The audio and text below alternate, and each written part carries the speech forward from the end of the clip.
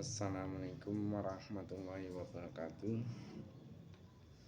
Marilah kita sebelum memulai pelajaran kita niat mencari ilmu. Mari kita niatkan bersama-sama. Di dalam hati kita berniat, di lisan kita melafalkan. Bismillahirrahmanirrahim. Nawaitu talabal ilmi izalata jahli an nafsi an sa'iri juhali wa ihya'ad dini wa ibqa al-islami bil ilmi wa darul akhirati wa ridallahi ta'ala wa syukra ala ni'matil aqli wa ni'matil sihatil badani fadlillah ta'ala ila hadratil nabil mustafa sayyidina Muhammadin sallallahu alaihi wasallam wa ala alihi wa ashabihi wa azwajihi wa dzurriyyatihi wa ahli baiti karamana khususan khasatan ila muslim ada kitab mabadi fikih wa jami' talmiti masyayikhina wa mu'allim bil kutub allati ta'lamna wa lamna wa sunnatan lahumul fatihah. A'udzu billahi minasy syaithanir rajim. Bismillahirrahmanirrahim. Alhamdulillahirabbil alamin. Arrahmanir rahim. Maliki yaumiddin. Iyyaka na'budu wa iyyaka nasta'in. Ihdinas siratal mustaqim. Siratal ladzina an'amta 'alaihim ghairil maghdubi 'alaihim waladdallin. Rabbi firli wa liwalidayya mu'minina amin. Mari kita teruskan pelajaran kita pada saat hari ini, yaitu kitab Mabadi Fikih. Kitab Mabadi Fikih juz 1. Siapkan peralatan tulis, pulpen dan stepo. Mungkin kalau nanti ada kekeliruan tulis bisa kita stepo ya. Mari kita mulai sekarang, yaitu menginjak bab sholat ya. Bab sholat. Sudah siap? Bismillahirrahmanirrahim. Qala al-musannifu rahimahumullah ta'ala wa nafa'ana bi'alami fitarani amin. As-sholatu. Siap yuk. As-sholatu utawi iki kubab nerangake salat. As-sholatu utawi iki kubab nerangake salat. Sekarang babnya yaitu membahas tentang salat. Berhubungan dengan salat ini, Nabi kita Nabi Muhammad SAW bersabda, Allah mewajibkan kepada umatku di malam Isra mengerjakan 50 sholat. Lalu aku kembali kepadanya dan aku meminta keringanan sampai Allah menjadikan 5 kali sekali sehari semalam. Jadi Nabi Muhammad SAW ketika diperjalankan oleh Allah dari Masjidil Haram sampai Masjidil Aqsa dan akhirnya naik ke langit Sabtuju sampai Sidratul Muntaha. Di situ Allah mewajibkan kepada Nabi Muhammad dan umatnya yaitu untuk melakukan 50 sholat. Akhirnya beliau sampai meminta keringanan kepada Allah. Akhirnya Allah memberi keringanan kepada Nabi dan umatnya yang tadinya 50 sholat, akhirnya diberi keringanan, akhirnya sampai menjadi 5 kali sekali sehari semalam.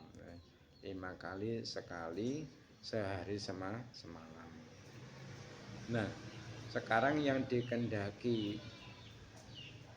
Nabi dengan kata-kata umatku, ini siapa? Yang dikehendaki Nabi, umatku, kata-kata umatku ini siapa? Yang dimaksud umatku yaitu adalah manusia dan jin. Jadi tidak hanya manusia saja. yang termasuk umatnya Kanjeng Nabi, tapi juga jin pula. Di manusia dan jin inilah yang dimaksud umat Nabi Muhammad. Nah, pertama kali Nabi diperintah melaksanakan sholat sebanyak 50 sholat, ialah setiap waktu mengerjakan 10 sholat. Setiap waktu itu mengerjakan 10 sholat, yang setiap sholat terdiri dari 2 rakaat. Nah, Nabi mendapat keringanan. Sebabnya apa? Yaitu sebab mendapat petunjuk dari Nabi Musa. Oleh Nabi Musa, Nabi Muhammad SAW disuruh untuk meminta keringanan kepada Allah. Karena apa? Pengalaman beliau, yang mana beliau itu umatnya itu besar-besar, kuat-kuat, itu disuruh untuk melakukan sholat seperti itu enggak kuat. Apalagi umat Nabi Muhammad SAW yang notabene-nya itu kecil-kecil ya, ringkih-ringkih. Maka Nabi Musa menganjurkan kepada Nabi Muhammad untuk meminta keringanan kepada Allah. Akhirnya setelah diberi saran atau petunjuk oleh Nabi Musa, Nabi Muhammad kembali menghadap Allah untuk mendapat keringanan sebanyak 9 kali ya. Jadi Nabi Muhammad SAW dinasihati, diberi petunjuk Nabi Musa ini diperhatikan dan dilaksanakan. Akhirnya belum mendapatkan keringanan sampai 9 kali. Nah, beliau Nabi Muhammad SAW itu melihat Allah dengan kedua mata kepala beliau. Jadi ketika Nabi Muhammad SAW ini mendapatkan perintah dari Allah untuk melakukan sholat, beliau melihat langsung dengan mata kepala beliau, melihat Allah. Ini menurut kaul yang asoh. Menurut kaul asoh, Nabi Muhammad SAW itu orang yang ada di dunia ini yang telah atau yang pernah melihat Allah secara langsung. Nah, sekarang bila ditanyakan begini, mengapa Nabi Ibrahim tidak memerintahkan Nabi Muhammad untuk kembali kepada Allah, padahal Nabi Muhammad bertemu Nabi Ibrahim lebih dahulu daripada bertemu dengan Nabi Musa? Kenapa kok Nabi Ibrahim yang beliau itu bertemu terlebih dahulu dengan Nabi Muhammad kok tidak menganjurkan, tidak memberi petunjuk kepada Nabi Muhammad untuk meminta keringanan kepada Allah? Kok malah Nabi Musa? Maka aku menjawab, Nabi Ibrahim ialah Khalilullah atau kekasih Allah. Nah, seorang Al-Khalil atau seorang kekasih sikapnya apa? Pasrah. Nah, sedangkan Nabi Musa itu adalah nabi yang dijuluki dengan kalimullah atau orang yang berbicara dengan Allah. Nah, seorang Al-Kalim itu sikapnya apa? Ya ingin selalu berkata. Orang yang mempunyai sifat Al-Kalim itu ingin selalu berkata. Nah, sekarang hikmah sholat terjadi di malam Isra. Apa hikmahnya? Ialah saat Nabi Muhammad SAW disucikan. Saat Nabi Muhammad SAW disucikan zahir dan batinnya dengan dibasuh air zam-zam dan diisi iman serta hikmah. Dan sholat didahului dengan suci. Umpama kamu melakukan sholat kan syaratnya apa? Ya harus suci. Maka pantaslah sholat diwajibkan saat itu. Saat ketika Nabi Muhammad SAW telah disucikan zahir dan batinnya. Dan menunjukkan kemuliaannya. menunjukkan kemuliaan sholat tersebut, yaitu mengikuti sholat nabi-nabi dan malaikat terdahulu dan munajat kepada Tuhannya, sehingga orang yang sholat ialah bentuk munajat kepada Allah. Itu ya sekilas masalah sholat. Sekarang kita teruskan. Sin ma iku opo, Mas, iku kemarin singkatan apa? Kho ditaruh di atas. Sin ma iku opo, makna iqamis sholati utawi maknane jumenengake sholat. Makna iqamis sholati utawi maknane jumenengake sholat. Jim maknahu utai maknane iqamis sholah. Maknahu utai maknane iqamis sholah iku fi'lus salawati nglakoni pira-pira salat. Iku napa singkatane? Kok di atas. Utawi singkatannya napa? Mim kecil di samping. Saya ulang lagi, maknau tai maknane iqamus shalah iku fi'lus salawati nglakoni pira-pira salat. Al-khamsi kang 5. Jadi ada pertanyaan, sin ma makna iqamis shalah. Apakah makna mendirikan salat?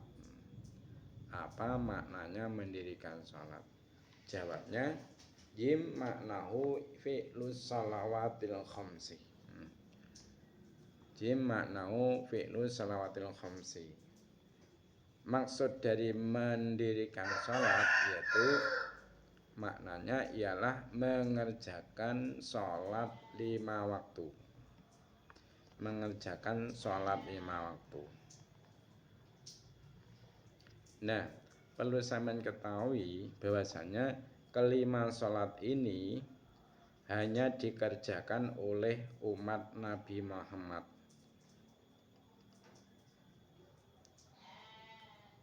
Jadi salat 5 waktu ini hanya dikerjakan oleh siapa? Oleh umat Nabi Muhammad. Nah, menurut sebuah riwayat, salat 5 waktu ini pernah salat 5 waktu ini pertama kali telah dilakukan nabi-nabi terdahulu.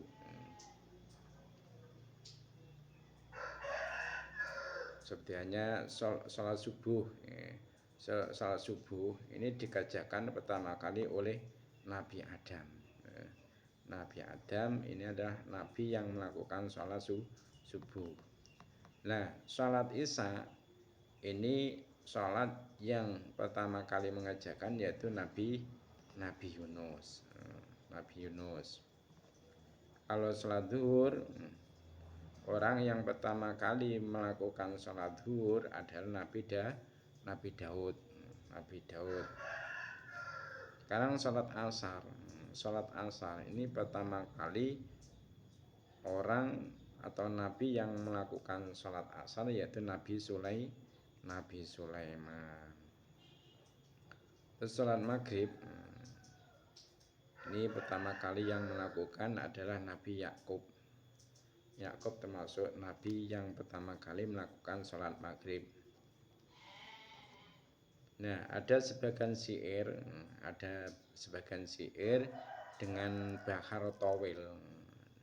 Itu mengatakan li adama subhun wal isa'u li yunusa wa dhuhrun li dawuda wa asan sulaimana wa maghribun yaqubu wa qad jumi'at lahu alaihi salatullahi sirra wa i'lana. Artinya apa? Yaitu Yang pertama kali melakukan sholat subuh yaitu Nabi Adam. Yang pertama kali melakukan sholat isya siapa? Nabi Yunus. Yang pertama kali melakukan sholat zuhur siapa? Nabi Daud. Yang pertama kali melakukan sholat asar siapa? Nabi Sulaiman. Yang pertama kali melakukan sholat maghrib siapa? Nabi Yakub.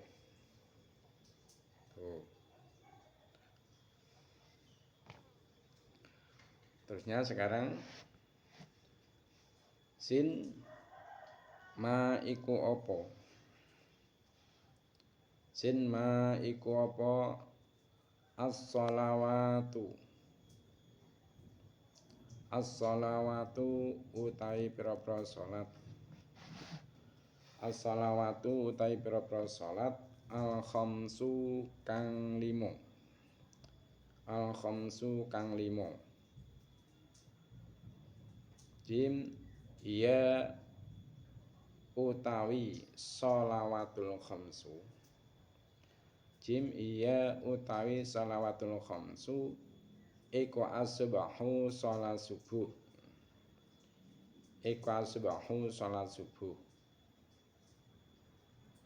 Wa zuhru lan sholat zuhur. Wa zuhru lan sholat zuhur.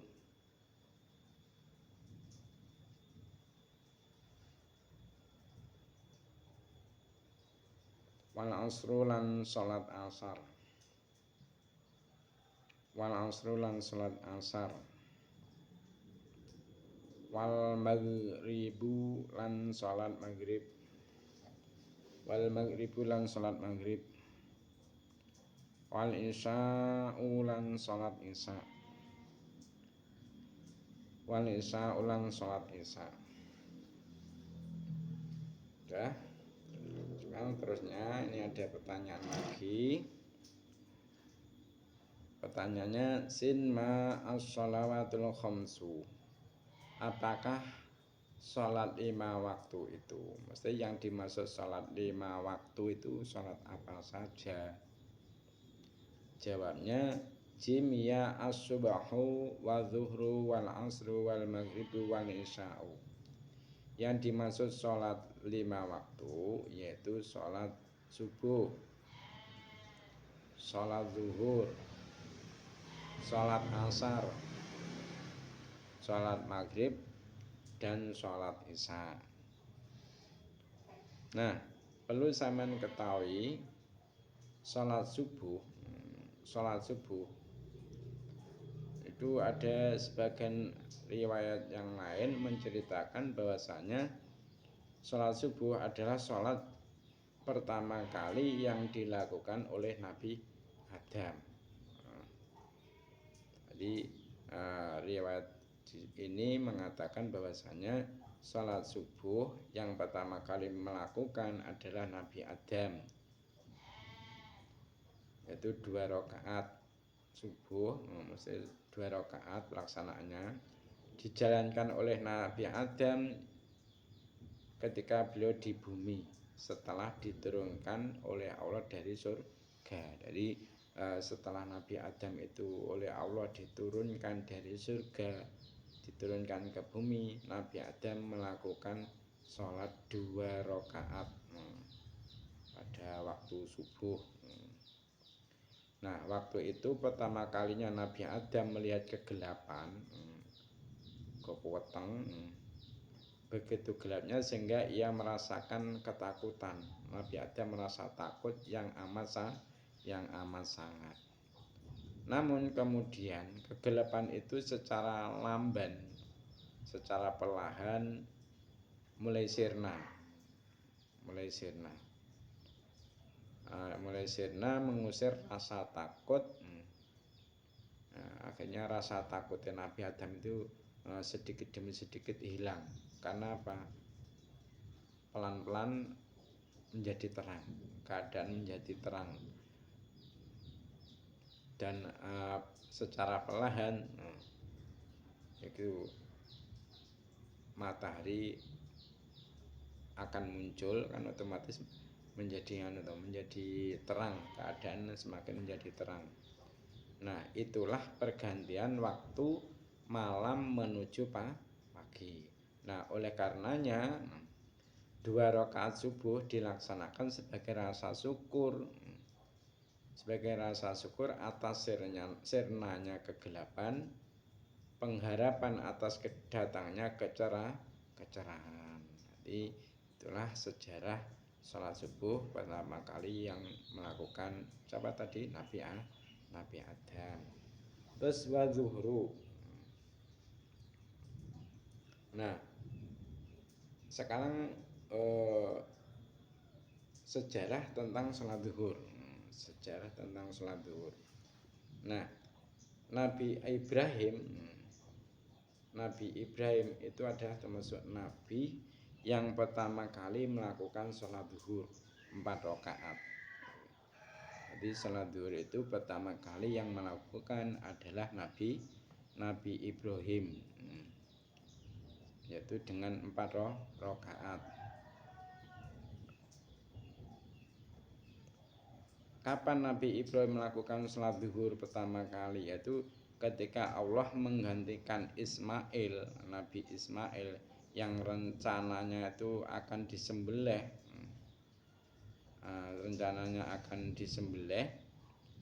sebagai korban dengan seekor domba.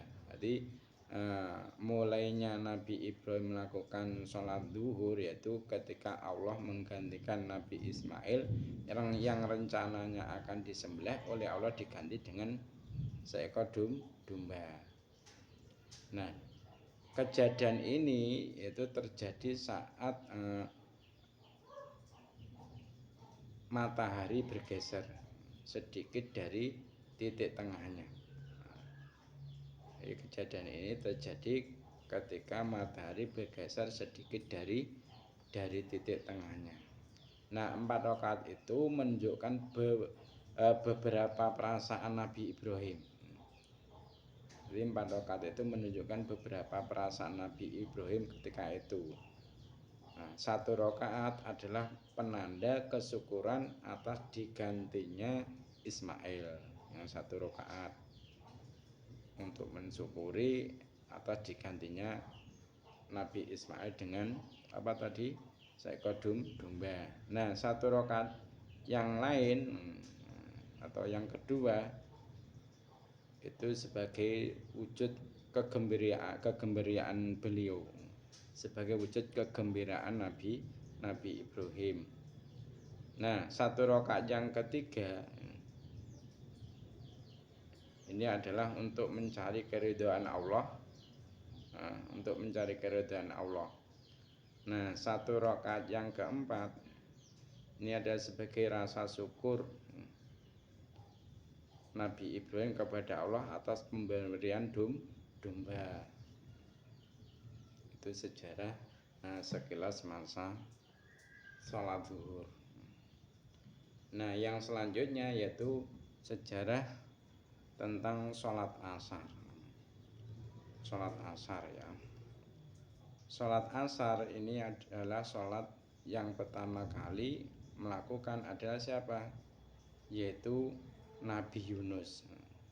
Nabi Yunus adalah nabi yang pertama kali melakukan sholat asar. Nah,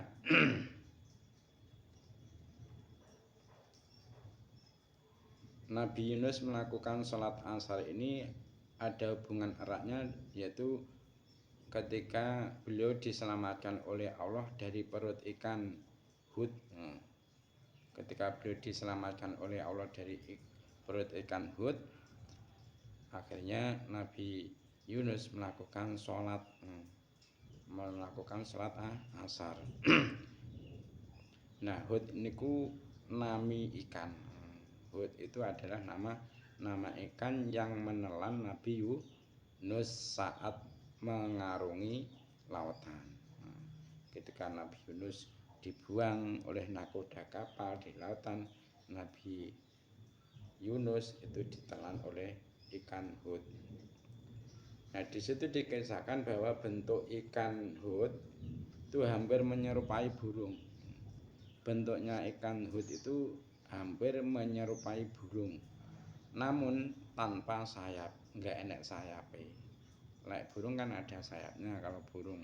Tapi kalau ikan hut nggak ada sayapnya, cuma bentuknya seperti burung. Nah, ketika di dalam perut hut, Nabi Yunus merasakan 4 macam kegelapan. Beliau merasakan 4 macam kegelapan, yaitu kegelapan karena khawatir, karena kekhawatiran hatinya. Gelap atau kegelapan karena kekhawatiran hatinya. Terus gelap di dalam air. Yang kedua yaitu gelap di dalam air. Ketiga itu gelap malam. Gelap malam dan gelap di dalam perut ikan. 4 toh.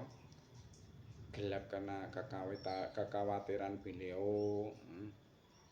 Terus gelap di dalam air. Terus gelap malam. Terus gelap di dalam perut ikan. Jadi demikianlah Nabi Yunus keluar ketika matahari mulai condong ke barat. Jadi Nabi Yunus itu keluar dari ikan hut tadi, yaitu ketika matahari mulai condong ke barat. Akhirnya sebagai rasa syukur beliau atas terbebas dari 4 macam kegelapan itu, beliau melakukan sholat asar 4 rakaat. Terus wal maghribu, yang selanjutnya yaitu sholat maghrib. Sejarah tentang sholat maghrib. Nah, sholat maghrib yang jumlahnya itu 3 rakaat mempunyai sejarah sendiri yang tidak bisa dilepaskan dari kisah Nabi Isa. Jadi sholat maghrib ini ada hubungannya dengan kisahnya Nabi Isa, yaitu ketika berhasil keluar dari kaumnya. Beliau ketika Nabi Isa bisa berhasil keluar dari kaumnya di penghujung senja, itu akhirnya beliau melakukan sholat 3 rakaat. Nah, 3 rakaat tadi, 1 rakaat pertama itu menandai perjuangan beliau menegakkan tauhid dan menafikan semua bentuk sesembahan kecuali kepada Allah. Nah, 1 rakaat yang kedua yaitu untuk menafikan hinaan, untuk menghilangkan atau menafikan hinaan dan tuduhan kaumnya atas ibundanya yang melahirkan tanpa ayah. Banyak kaumnya itu menuduh bahasanya ibunya Nabi Isa itu berzina. Akhirnya dari zinaannya itu lahirlah Nabi Isa. Nah, untuk menghilangkan hinaan dan tuduhan tersebut, Nabi Isa melakukan sholat 1 rakaat tadi. Mesti kan 1 rakaat pertama apa? Untuk menandai perjuangan beliau menegakkan tauhid dan menafikan semua bentuk sesembahan kecuali kepada Allah. Nah, yang 1 rakaat kedua ini untuk menafikan hinaan dan tuduhan kaumnya atas ibunda yang melahirkan tanpa ayah. Dan ini sekaligus menunjukkan betapa sifat kekuasaan itu hanyalah milik Allah. Inilah makna 1 rakaat yang terakhir.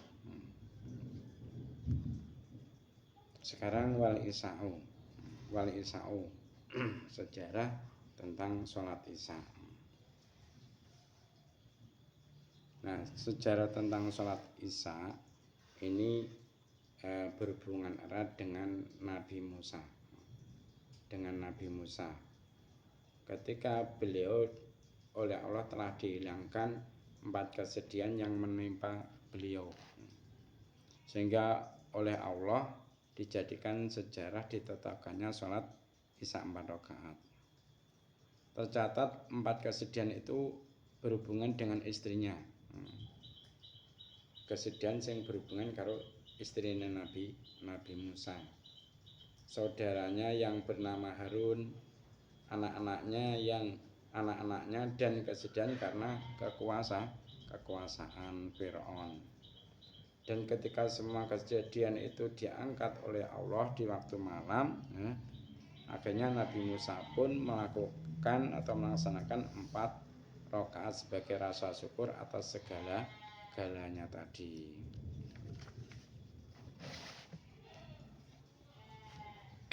Nah, itu saja ya untuk pertemuan hari ini.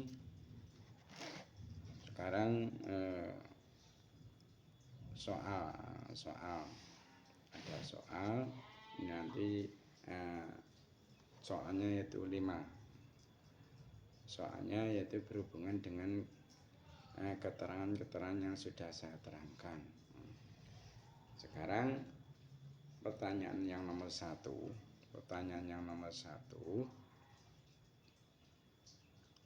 Maksud mendirikan sholat itu apa? Maksud mendirikan sholat itu apa? Sudah. Pertanyaan yang kedua, yang dimaksud sholat 5 waktu. Yang dimaksud sholat 5 waktu itu sholat apa saja? Sebutkan. Pertanyaan yang nomor 3, siapakah Nabi yang pertama kali melakukan sholat subuh? Pertanyaan nomor 3, siapakah Nabi pertama yang melakukan sholat subuh? Pertanyaan nomor 4, siapakah Nabi yang pertama kali melakukan sholat maghrib? Siapakah Nabi yang pertama kali melakukan sholat maghrib? Pertanyaan terakhir, pertanyaan yang nomor 5,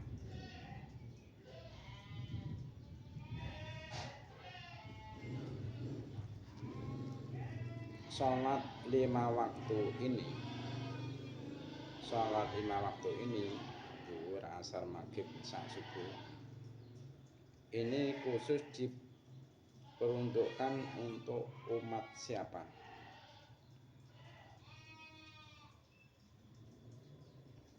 Sudah, itu saja pertanyaannya.